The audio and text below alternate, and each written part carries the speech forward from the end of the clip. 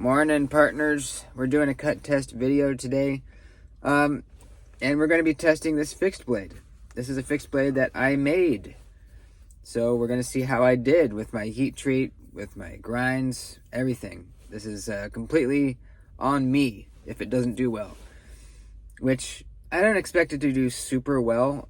This is 5160 blade steel, which I have, heat treated to the best of my abilities, but I'm just a beginner. I've only made, it's like, I think my fourth knife, maybe fifth knife. So not an expert by any means. So I'm just curious to see how it feels cutting, how the edge lasts. I really have no idea. I've carried and used this thing a little bit, but I want to see how it holds up to the testing. So really stoked to get out and try it. This is a great little EDC sized knife. I can get a full grip on it. Fills out your hand real nice. Pointer finger all the way out to the tip. Sheep's foot blade shape. Natural brown micarta handles with brass pins. Jimping up there. Full tang, obviously.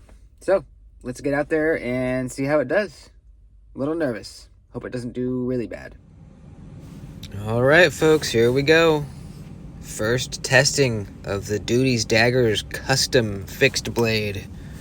How will it do? Did I completely mess up the heat treat? Who knows? We shall see. Now, all the knives I made before this one, I was doing a lot of guesswork in like the temperature of my quenching oil and well, basically just that, the preheating of the oil itself. But for this knife, I actually bought myself a little thermometer probe so that I can stick a probe inside the oil. The quenching oil needs to be at a certain temperature before you quench it. And then as far as the heat, or the heat of the actual blade, you heat it up until a magnet won't stick to it anymore, and then you go a little bit past that, and that's when you go for the quench, which is not super scientific, but I don't have a probe that can go inside the forge and measure that high of a temperature. So that part's a little bit of a guessing game, but I actually did pretty decently well, I think. I mean, I already know. I'm doing the voiceover after the fact. But you'll have to see for yourself. Here we go. We're cutting 20 feet of cardboard. 20 feet of just regular thickness cardboard. And it's doing very well, actually. Very well. This blade stock is, I believe it was 1/8 inch. Yeah, it's 1/8 inch blade stock.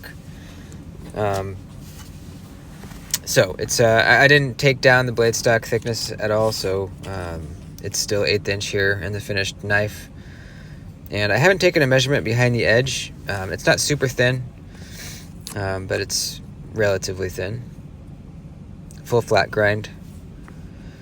Let's see how it does on the triple thickness cardboard. Going with the grain. Not bad at all. Really, really not bad at all. Already a little bit surprised at how well it's doing. Now let's go against the grain. And holy shit, pretty freaking good, dude. Pretty freaking good. I've definitely tested folding knives that did not pass through this easily. Very cool. Ergonomically, I mean, this thing's a dream, It's a fixed blade, so there's no pocket clips. There's no weird, there's no scales. So it's just, it feels like one piece of micarta, basically. Feels great. Let's see how the edge is after the cardboard. Not bad. I feel it dulled a little bit, but not too bad. All right, let's do some utility cutting. Sheep's foot blade shape, so this is going to be a pretty good utility cutter. Good low tip, but this one's got a little belly on it. Real nice. Real nice. Felt comfortable. Easily slicing through the cardboard. There was once or twice where it didn't quite get all the way through at the beginning of the cut. I don't know why sometimes that happens. I think maybe at the beginning of the cut is when you have the least amount of pressure into the tip, and then as you bring the knife toward your body, I think you're able to get more leverage and pressure into the tip. I think that's why it happens, because it does happen with some knives. Let's do some curvies. How does it do around the turn? Not bad at all. Not freaking bad at all. I'm so proud of my little guy. I'm a proud father.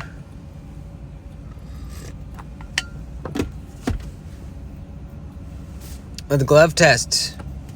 Let's do the glove test. Let's cut this baby up.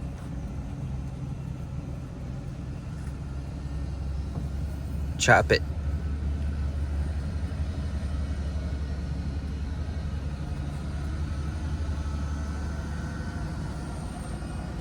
And wow. Wowza.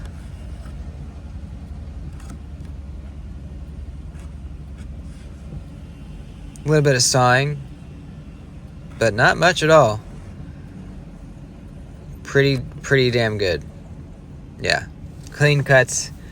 Not really having to saw back and forth very much at all. I'm happy with it. All right, the heavy duty ratchet strap. Here we go. Will it get through?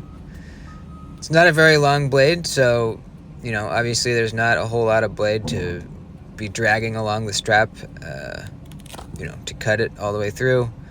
And you can see, we made about 3/4 of the way, which is really not that bad. I mean, you guys know if you watch these cut tests that a lot of knives don't go all the way through this stuff.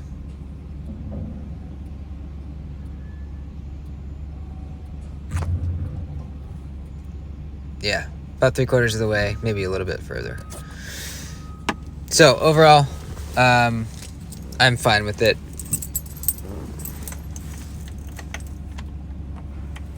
All right, what's next? Where are we at? Let's see what our edge is doing. Check that out, dude. I mean, it's definitely dulled, but I was able to cut a little paper. You saw that first cut. There's a little one there.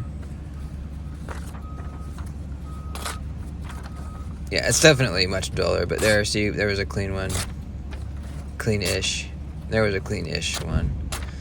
So yeah, it's definitely, this would be a fail, for sure. But, I mean, if you get it at the right angle and you go at the right speed, you can still cut paper with this, which is more than I expected. I expected this thing to not be able to cut paper after just the cardboard, really, honestly. I'm stoked, dude.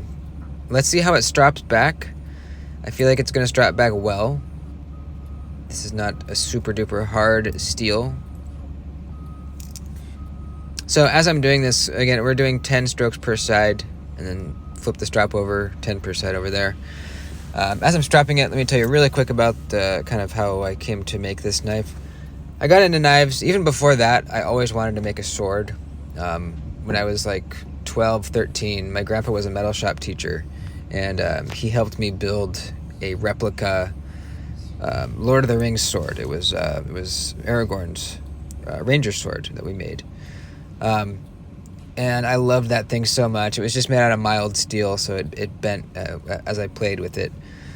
But I loved that thing so much. So I've always wanted to make swords, and that kind of, knives are in that same kind of, knives were in that dream as well. And then I started getting into folding knives, collecting, and then I thought, you know what? I'm a welder. I already work with metal. It wouldn't be that much of a stretch.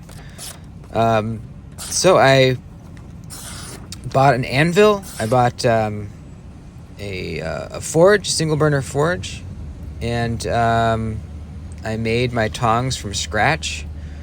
Bought a cheap hammer and started blacksmithing. Then I decided to get some freaking blade stock and cut out some knives, and it just kind of slowly happened. Freaking sweet, dude. So I don't have a whole lot of time to do a lot of knife making, but when I can, it's really fun. So you saw after the stropping there, our edge was nice, dude. I feel like it was back to the same sharpness as it was when we started. So I feel like this kind of, as far as edge retention, feels kind of like some D2, you know? I don't know how tough it is. I don't know. I mean, I know it's not very corrosion resistant, but as far as edge retention, yeah, pretty much kind of felt like D2. So I'm completely happy with that. Really, really stoked that I made an actual knife that actually cuts and holds an okay edge. So hope you guys enjoyed. Love ya. Please like the video before you head out. I'd appreciate it. And I will see you in the next one. Adios.